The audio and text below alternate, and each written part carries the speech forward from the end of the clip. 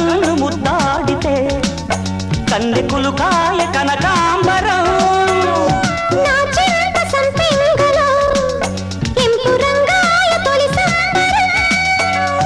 ఎన్ని పొంగులో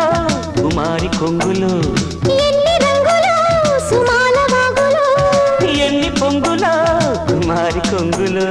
ఎన్ని రంగులో సుమాల వాగులో ఉద్యోగమిప్పించవా సోపు ఉద్యానవనమాలిగా జీతమియ్యగా లేత వన్నెలే చెల్లించుకోనా కొత్త కొత్తగా ఉన్నది స్వర్గమిక్కడే అన్నది